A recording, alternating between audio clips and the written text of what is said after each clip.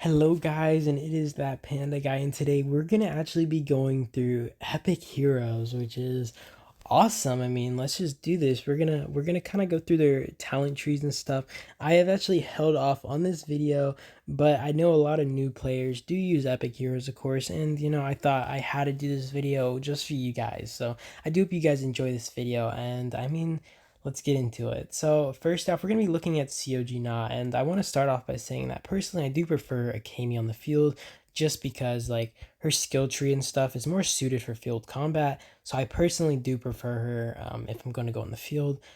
And yeah, so you're gonna actually, I also want to mention that like my heroes aren't at level 60, so of course you're gonna have some spare talent points, and I'll kind of try to say where I might put them if I do have spare talent points. So right now my hero is at level 54, meaning that she would have 6 spare talent points. So if I was to reinvest them somewhere, I don't actually know. It either like maybe to get rid of. Okay, so basically I did armor breaking bullet this time because I didn't want to go to for victory pursuit, because basically this skill only works if you defeat an enemy squad and basically increases your attack by a certain percent for the next 10 seconds, whereas I could have had my attack permanently increased by 6% just by doing armor breaking bullet. So honestly I would probably avoid this like little skill right here. Like I wouldn't really care to get to berserk over that. So honestly, I might like ignore that and just go up towards secondary weapon. It just seems more worth it to me. And I mean, I'd rather have that extra percent throughout the whole battle. All right, next we're gonna be looking at Captain Russell. And when it comes to Captain Russell, I honestly don't recommend him for when it comes to the battle, right? Like I don't recommend using Captain Russell when it comes to the battlefield, but I've seen a lot of people use him, and although he's not like the worst option, I mean you could choose worse. He's not like built for it, right? He's more of a zombie hero. His skills are more tailored towards zombie hunting. You see, like right here, increases squad damage to zombies, increases the XP gained by the squad leader and assistant by 35%, and it's just stuff like that. And another zombie skill right here. So like his skill talent build, or sorry, his skill build isn't built for zombies. Only like maybe his first skill, which will just do damage. But I just don't recommend it. Though I will say that he could be worse when like coming to things, right? Because although like I said, I don't recommend him as a hero that you'd be fighting with, he does have an overall tree, meaning that he can buff basically any troop type that he needs. Meaning that like if I wanted to send infantry out, I could specifically like choose the infantry tree, I could choose the range tree, I could choose like rider tree, whatever I need to focus on when sending them out. So I will say that is like a huge plus about heroes with the overall tree. Of course the percents are whatever, but I do think like those are generally all right. So if you were like forced to defend with this hero or something, it wouldn't like kill you, though I don't recommend it. Like I just don't recommend it. They're not built for it. Next, we're going to talk about John. I honestly did not hear a lot about John, and I don't even know like what John does. Like I don't think anybody cares about John. He's like one of those heroes that just exist. It looks like a lot of his skills are actually just tailored towards maybe like rallying, because I will say like when you have one of these skills, okay, so deals 9% more damage to enemy if they have less than 50% of their total squad size remaining, and this wouldn't be like as effective on field compared to Siege, where you kind of see like he has a Siege talent tree. He also has a Siege Siege skill, murderous intent, and I think there's also this, right? Basic attacks at 10% chance to lightly heal lightly wounded squads during a siege. So a lot of these are built towards siege, meaning that honestly in the in a sense, he's kind of like CO, because CO is more of a siege hero than Akemi. Though it's not like she's like specifically tailored towards siege. She is all right in the battlefield, though. Like I was saying, like I prefer Akemi on the field if I could choose between the two. So yeah. All right, now we're gonna look at his little field build. This is how I personally build his field. I actually don't have a siege tree for him, but honestly, if you really wanted to rally with him, which honestly, it doesn't seem like I wouldn't really work on him, because I mean he just doesn't seem like an extraordinary hero, right? Like he's just one of those average epics. I don't know how to put it. Like he's not a gather hero, so he's not like the worst, but he doesn't seem like he has much to offer you when it comes to like field, like at least skill wise, right? Like his field stuff is just mediocre, as well as the fact that I mean he's specifically tailored towards siege, and you have other options for that, but I mean that's really up to what however you feel. But this is how I built it. Of course, I still have a few extra talent points, and I'm not really sure where I put that. Maybe put some in my squad defense over here, and if I had to, I guess I'd put the rest into segmented defense, and then I would just go towards victory pursuit. And the reason is I wouldn't want to put into the charisma, because I'm not going to be using him as a rally hero anyways. But if you were to use him as a rally hero, that might be worth a little like talent point investment. So I mean, that's really up to you. And next, we're going to look at Liam.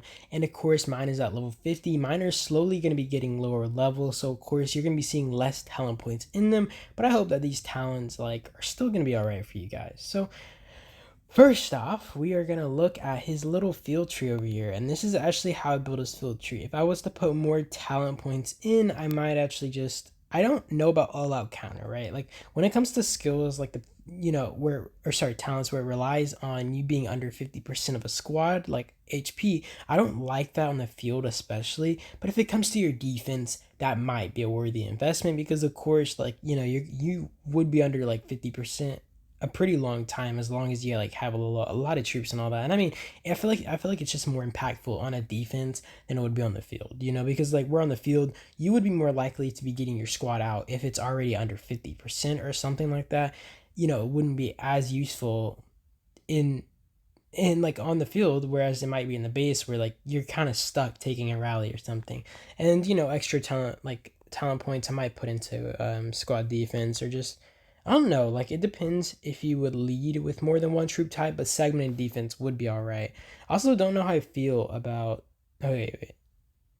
Okay, I don't know how I feel about double-edged sword, because like this talent always is just like an iffy to me, because basically what it does is it gives and takes. So like even if it increases squad skill damage by 3%, it increases the damage taken by skill damage, or sorry, yeah, taken by skill damage by 3%. So you're basically just doing more damage and taking more damage. So it's just one of those talents that I wouldn't really recommend putting in. So honestly, I don't really recommend putting in double-edged sword, and I'd rather just put it somewhere else. So that is just me. And now we're gonna look at Garrison. So of course I still have a little bit more talent points I could put in. I would probably put it into metal guard just for the reduce on my skill damage taken. And then I would either put it in all out counter, because like I said, in defense, of course you're going to be under 50% in a lot of cases. Or if you have an enemy attacking you, a lot of the time they are going to be confident that they can beat you. So there is a decent chance that you will go under 50%, of course, when being sieged like that. Because I mean, like I was saying, there's a big chance that they believe that. And if you have a big squad size as well, you're going to be, holding out way longer. For example, if like I have 500k troops, of course, I'm going to be under 50% for a lot shorter time than someone with 1 million troops. So if you have like 1 million troops, I don't know. I hope that kind of just makes a little bit of sense. And then there's always skillful firepower. This one's all right. Increases the skill damage by 1.5%. And that also goes up depending on the level, which I mean, I do think this is pretty decent as long as you're dropping good skill damage. So I mean, as long as your skill damage is good, that's all I'm saying. All right, now let's look at Park, guys. We're gonna look at a field tree for him. I'm freaking tapping everywhere.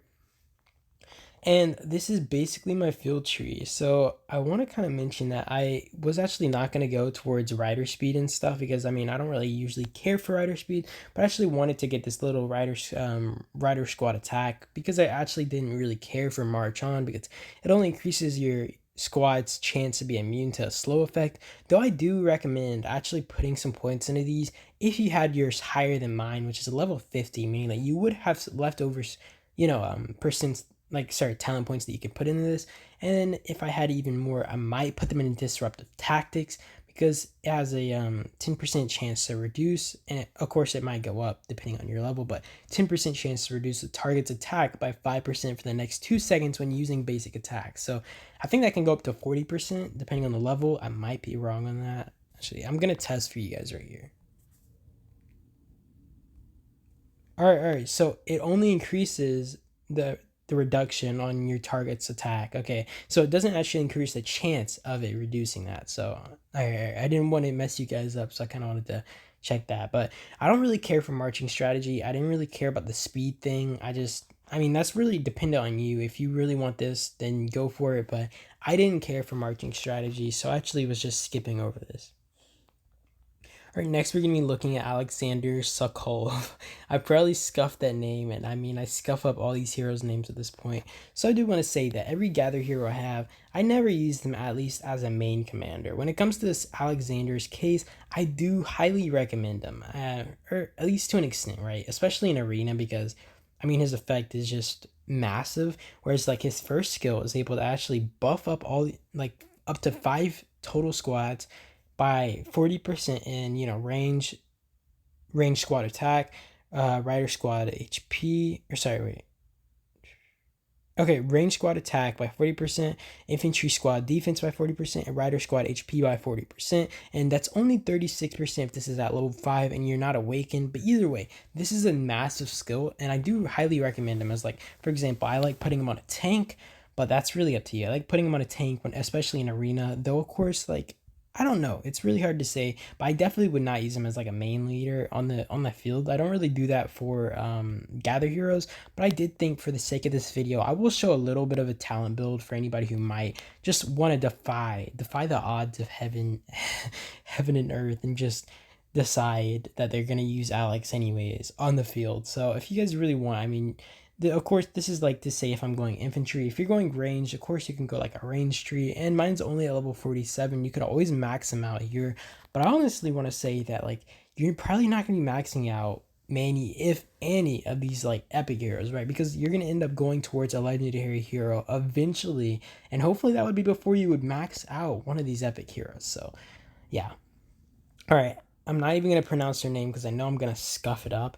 But this is another gather hero, and I mean it's basically the same as Alex. Their trees are the exact same. They have the exact same like overall and support tree. So like I mean like you could just copy off Alex honestly for her. And now we're gonna look at Freya. All right, Freya. We're 12 minutes in this video. This is freaking long video, and I'm a maniac. So we're gonna look at her field tree right here. Of course, mine is only level. I think it was 45. Yeah, 45. But mine's only level 45, and of course that means you have a lot more talent points to throw around. And if possible, I would try to max Predator's Rage right here. Like that would be pretty nice if you would be able to do that. Honestly, I would take out some of disruptive tactics and actually go towards maxing out Predator's Rage if possible. So I do kind of recommend that. I might take out a rider squad until like I at least have this maxed out. I do not recommend doing double-edged sword, and you guys know I kind of explained it earlier, but that like it is exactly what it says, a double-edged sword. So it's just not worth it to like have more, at least to me, it's not worth it unless you're using like Lewis or something for this.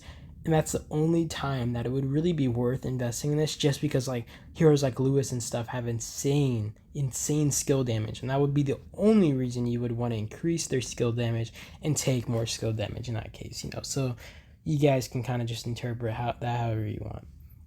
Next, we're going to be looking at Charlie. Of course, he is a field and a defensive hero, at least like in my little build right here. So for field, I do have a bit left over. You could always go towards maxing out Predator's Rage if you were able to, like, if you managed to max him out. And I mean, there's always like Infantry Guard. You could always max out this thing.